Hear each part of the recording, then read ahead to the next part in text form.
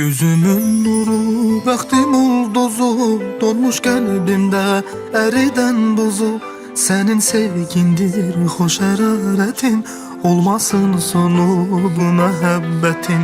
Cavan ömrümün baharı yazı, alnımızdaki yazılan yazı. Bizi ayırmasın, ele bağlasın, senden ayrı bir günüm olmasın.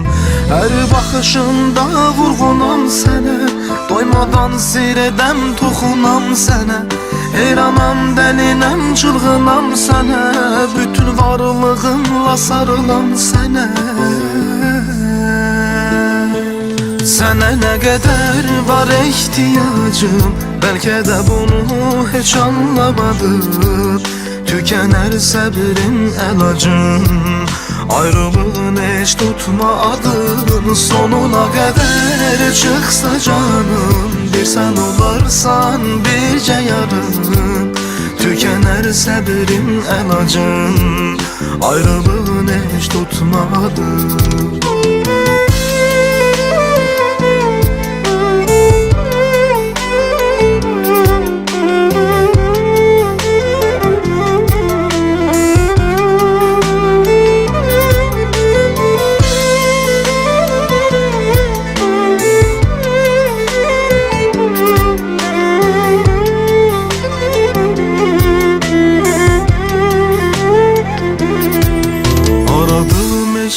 Səndə tapmışam, sevgim bir yuxudur, sanki yatmışam. Heç oyanmayım belə rüyadan, ayrı düşməyim sənli dünyadan. Sənli arzularım, xoş ümidim çox, sənsiz dünyanı təsəvvürüm yox. Düşünmək belə istəməm gülüm, sənsiz neylərəm bilmirəm gülüm. Hər baxışında vurğunam sənə, doymadan seyredəm toxunam sənə. Heyranam, dəlinəm, çılğınam sənə, bütün varlığımla sarılam sənə.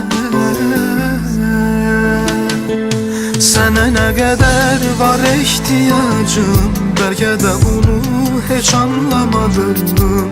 Tükənər səbrin əlacım, ayrılığın heç tutmadın. Sonuna qədər çıxsa canım, bir sən olarsan bircə yarım.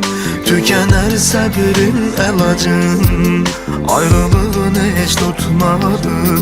Sənə nə qədər var ehtiyacım, bəlkə də bunu heç anlamadın. Tükənər səbrin əlacım, ayrılığın heç tutmadın. Sonuna qədər çıxsa canım, bir sən olarsan bircə yarım.